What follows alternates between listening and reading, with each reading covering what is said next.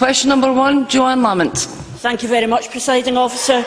To ask the First Minister what engagements he has planned for the rest of the day. First Minister. Engagements to take forward the Government's programme for Scotland. In particular, I will be writing again to the Prime Minister in the light of the GDP recessionary statistics published yesterday for the UK, stressing the importance of going ahead with the shovel-ready programme of projects from the north of Scotland to the south west of Scotland to stimulate the Scottish economy and nourish the hopes of keeping Scotland out of recession.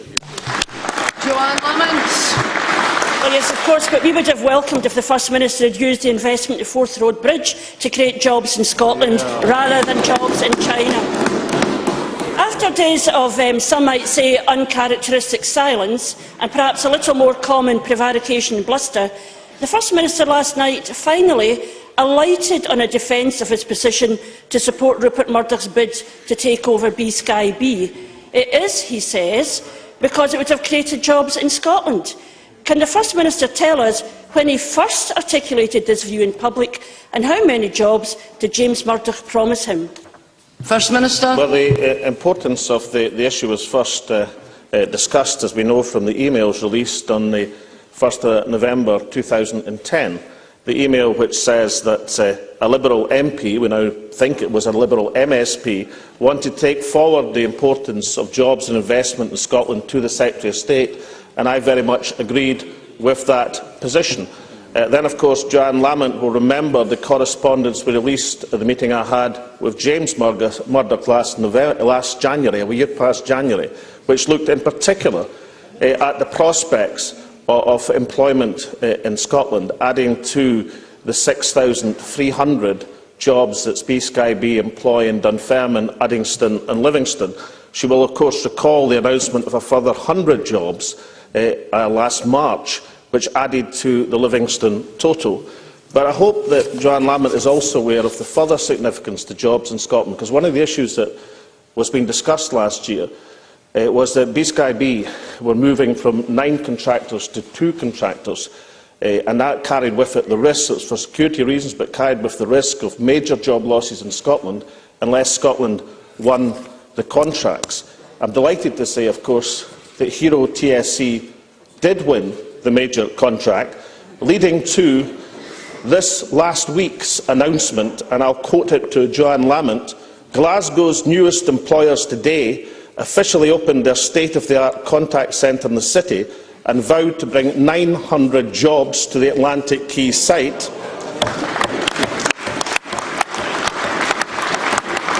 Hero TSC's leading management company announced last month they were coming to Glasgow after expanding their contact centre to provide sales and support service to B-Sky B. I hope at least Johann Lamont will welcome these huge number of jobs coming to the city of Glasgow. Johann Lamont. I always welcome jobs coming to my own city. I also welcome when the First Minister answers the question he was asked. And I wait for that day to happen. Perhaps it may happen at some point in the future. Because, of course, the reason he can't tell us when the first time he articulated this view in public was because the first time he did articulate that view in public was last night.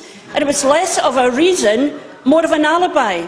And while the First Minister claims this was about gaining jobs, Rupert Murdoch says he spoke to the First Minister to apologise for cutting jobs. But of course, not everyone agreed with what the First Minister now says, that this deal would be good for Scotland.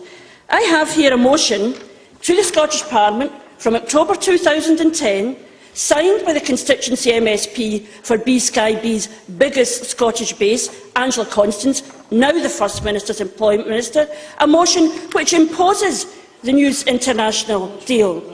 Yet SNP policy, we seem to appear, had changed by 1st November, because we know that from Frederick Michel's emails that it was mission accomplished, and the First Minister was prepared to lobby Vince Cable on Murdoch's behalf. We know this was still the position in February and in March, and that Alex Salmond had a call scheduled with the new Culture Secretary, Jeremy Hunt.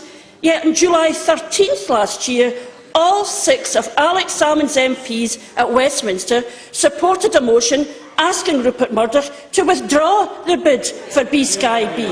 So if this was really such a good job for Scotland, as the First Minister said last night, that jobs relied on it, why did the First Minister support his own MPs in opposing the deal? First Minister. Because that was after Order, we will hear the First Minister. Because that was after the revelations of phone hacking and Millie Dowler. And I thought that is patently obvious. Now, the interesting thing about Johann Lamont is, I can understand her perhaps not being fully aware of the importance of jobs in Uddingston and Dunfermline and Livingston. But why on earth is she not aware of the importance of jobs in the city of Glasgow? What Rupert Murdoch was referring to in the evidence yesterday was exactly the point that my first answer alluded to, and that is the fact that the Sky contract was going from 9 centres to 2 centres. That carried with it the huge risk last year of losing thousands of Scottish jobs.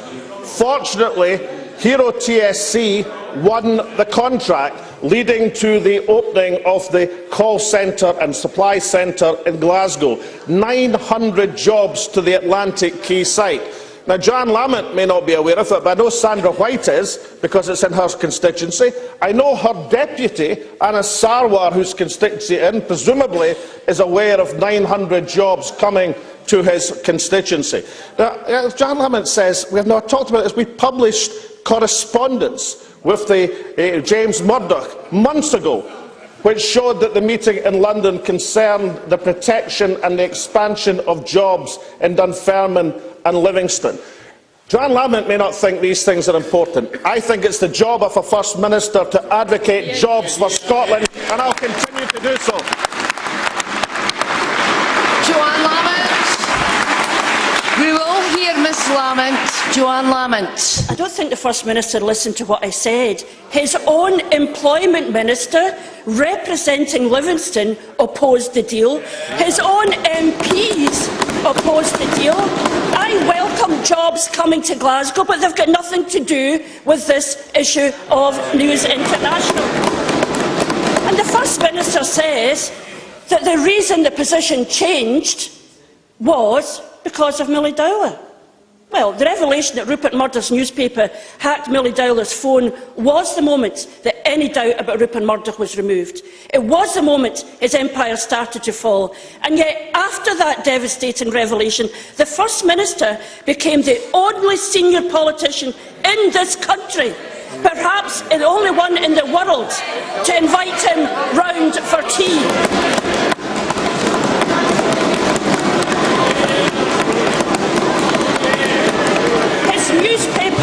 His newspapers might be being investigated for bribery, perverting the course of justice, destroying evidence and perjury, but Rupert's still welcome in Wee X House, and he writes an article in the launch of his newspaper saying it wasn't just News International, it's all of the newspaper industry. So there may be 3 police investigations going on, and a judicial inquiry, and nearly 50 arrests, but Eck still puts the kettle on for Rupert. Doesn't the First Minister realise that all he is achieving is to demean the office he craved for so long?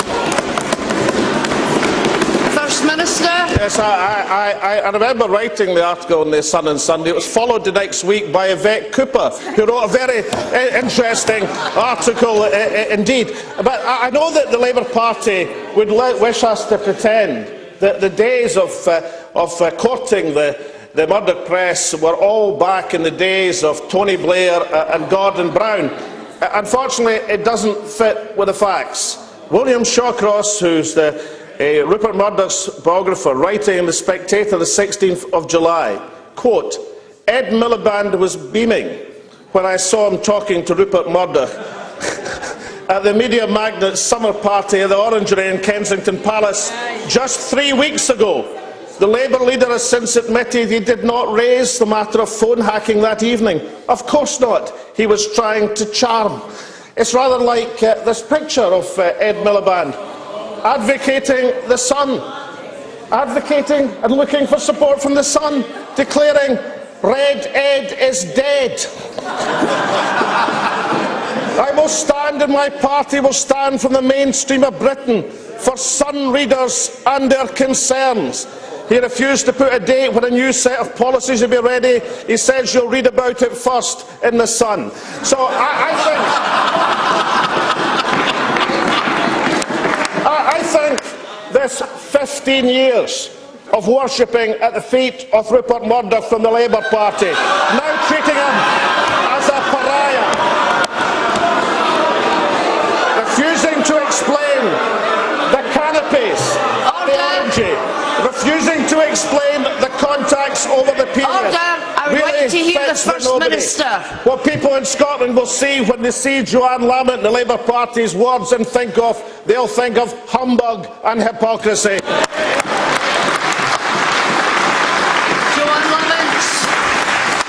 Johann Lamont. I hate to think what they'll think of that performance. Can I say on the question of Ed Miliband, as I remind him again, Ed Miliband put down a motion opposing the deal. The First Minister's own MPs also supported that deal. Now, I'm not going to ask the First Minister if he supported Murdoch so that Murdoch's son supported him. The public will have made up their own minds on that. But isn't the truth, this is not about the First Minister's evident cynicism, which we've seen in the past, but his infatuation with very rich men. First, he gave his office full backing to the then Sir Fred Goodwin in the deal that broke the bank. Who can forget?